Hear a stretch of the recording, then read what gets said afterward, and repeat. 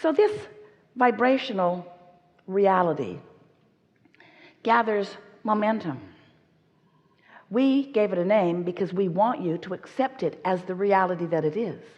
Because this vibrational reality that we are calling your vibrational vortex, or your vortex of reality, or your vortex of creation, we've called it everything that we can think of in order to get you to accept that it exists.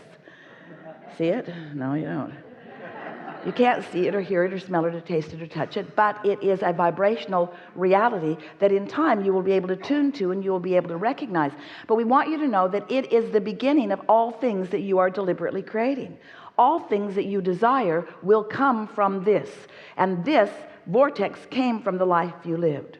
So here's this vibrational reality becoming more and more and more and more and more, because law of attraction says that it must. So step 2 of the creative process is 1, ask. Step 2 is answer, and that's how it is answered. It's answered because law of attraction brings to it everything that you've asked for. Now, think about it. You've asked for so many things. If someone said to you, what have you put into your vortex? Most of you couldn't even begin to identify all of the incremental experiences that you have lived that have caused you to put wonderful things in that vortex. And furthermore, you really cannot identify them as they have mixed together in this perfect vibrational format with the attention that your inner being has given to them. In other words, we want to say to you, we love you so much, you don't even really know what's in your vortex. But we know what's in there, and we know that it's good, and we know that you will know, provided you do what we are calling step 3 of the creative process. You got to chill out. You got to stop worrying about things. You got to stop defending yourself and debating over things that don't matter. You've got to stop being that negative, tied up, all wadded up person that's worried about stuff. You got to be happy. You got to be joyful. You've got to know who you are. You've got to trust yourself and others. You have to be in the mode of appreciation. You have to chill out. You have to relax back into that knowing being that you were when you were born, that all is well and that things really are working out for you. And sometimes you're going to have to work yourself back to that understanding because you've worked yourself away from it. And you've got some vibrational habits that keep you from being the realizer of what's in your vortex. But your vortex is bubbling, it's becoming, it's like a gestation period. But it reaches a place where your creation is ready to be born out into the light, out where you can experience it fully. And when that happens, if you are in the receptive mode, if you are in the state of allowing, if you are feeling good, when that creation, when your creation becomes ready, you realize it and you say, oh, I just got the best idea, or oh, I know what I want. You know that feeling? Ooh, that's a really good idea. And it remains a really good idea unless you bring the reality of its non-existence into the picture. A new idea is always a new idea. And a new idea has not been before. And a new idea to you is your creation. And you've got to take care of it just like you would a new baby. You've got to be kind to it. You've got to expect good things for it. You've got to nurture it and tend to it and be aware of it. You can't just say, oh, you can't be because you've never been. I want money so that I can do wonderful things for myself and others in this world.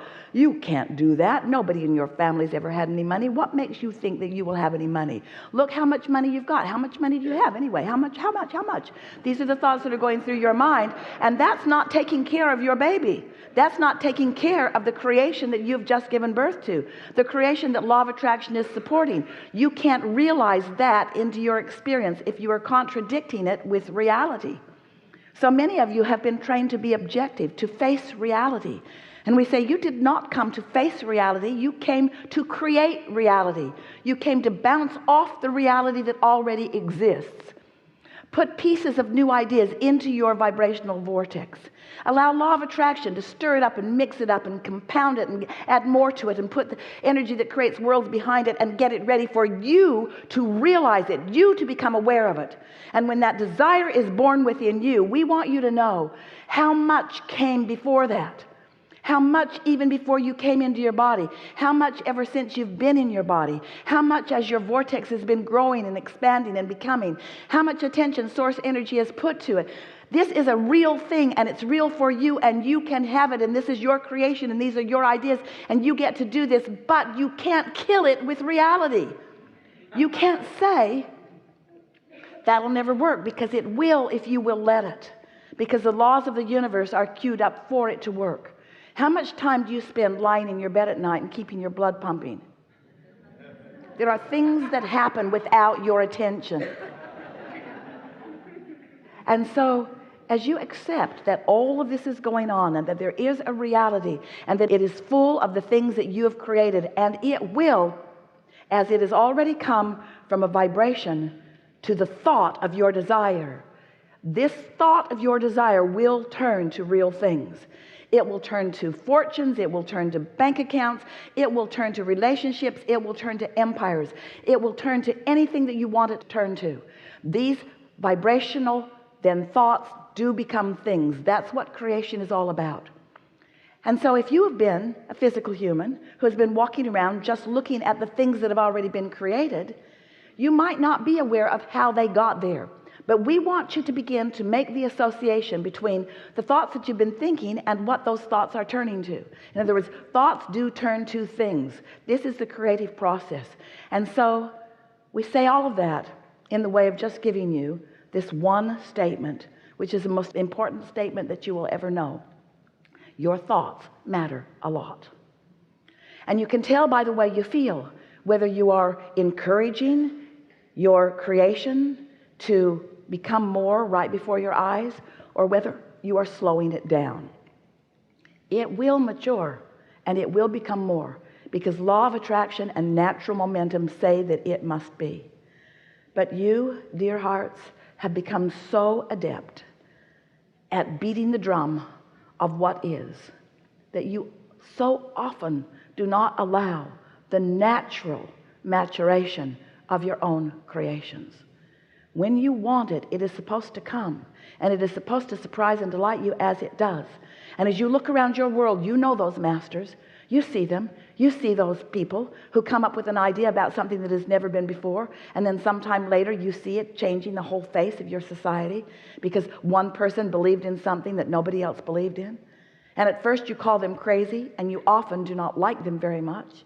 You often see them as rebels. But we want you to know, each of you has come with the potential of finding your own ideas and allowing Source, who creates worlds, to get behind you like the wind and blow you toward the realization of everything that you want. You are supposed to get what you want. So sometimes you want to have a debate about materialism versus spiritualism. Am I not supposed to be more spiritual? Should I be caring about these things? And we say, that's a good point. When you care about things that you can't figure out how to get, you actually work in contradiction to your own allowing the thoughts to turn to things. But there is nothing that is more spiritual than the material things that are around you, because they are the leading edge of creation.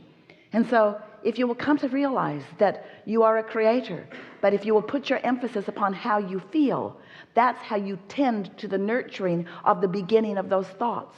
And if you care about how you feel and you allow yourself to hold that thought, it will become a reality. It is our promise to you.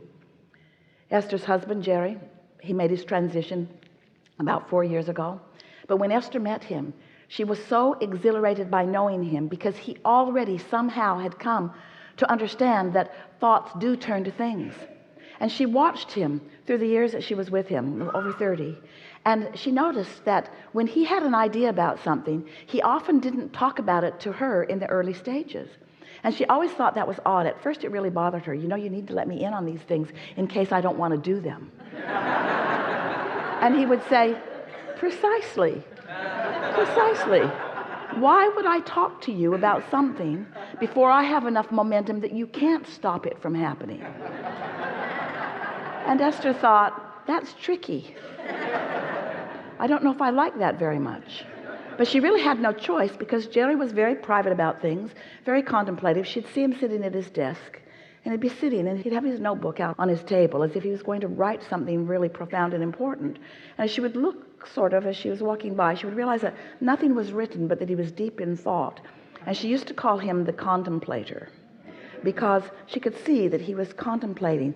And as time went by, she knew that it wasn't really very nice of her to interrupt his contemplation, because if she would say, what are you thinking about? He would say to her, that is really not any of your business. And she would say, all righty then. I'll go do something way more fun than what you're doing. But later, Jerry wrote a paper, and he called it, Keep Your Ideas to Yourself Until They Are Fully Developed. Because he knew, innately, he knew that if his idea was allowed to be nurtured by the absence of resistance, that the energy that creates worlds would infuse it and support it, and that things, wonderful things, would come as a result of that. You all were his idea. He knew when he found Abraham flowing through Esther that this was something worth hearing. And Esther said, if you tell anyone, I will personally kill you. Because she thought this was weird then. 1985 felt weird. Felt really weird. She knew infinite intelligence was flowing. She knew how good it felt. She could feel the power of it unquestioningly. She knew the value of it as they began applying it to her life. She was worried about what people would think of her if she were to allow something so unusual and so magnificent to occur. So Jerry kept her promise for a little while. And then one day, he opened his big mouth and said to an influential person who was gathering quite a lot of number of people to a conference, would you like to meet Abraham? And Esther looked at Jerry, and if looks could kill, he would have made his transition in that moment. She could not believe that he was following his dream. She could not believe that the impulse was so strong within him that even though he honored her, and even though he knew that she really did not want to have you see her do this, he knew the importance of it. And so what we're getting at here is that there are all kinds of things that you want that you're not even willing to admit that you want because there are resistant ideas around it. You don't want to be seen as weird. You don't want people to really know who you really are. You don't want to be the odd one out. You don't want to be criticized. You don't want to be misunderstood. Maybe you don't want to find failure. There are so many reasons that you don't allow yourself to allow what's in your vortex to grow and evolve and give you the joyous life experience that you were born to live. We just want you to know you were born to live it. And we think it's time for you to come out into the light and allow the desires that are yours to come to full fruition, where others can see them, whether they like to see them or not. We are eager to talk with you about anything that matters to you. It is our desire to assist you in releasing resistance that you may have about the things that you desire. This is a wonderful leading edge conversation that we're going to have today, which means some things will have never been talked about before. But for those of you who are new to the material or new to a gathering like this, that won't make any difference to you, because we will not deliver to you anything that you are not ready to hear. We will give you a vibrational basis, and already have done that mostly. And it's our knowing that you're going to be up to speed with the things that we are talking about, and it's also our knowing that you are forever changed as a result of this vibrational conversation. Things will begin working out for you even better than before, because of the resistance releasing that is taking place in a conversation like this one. So, what do you want to talk about? Some things, oh wise ones that you are.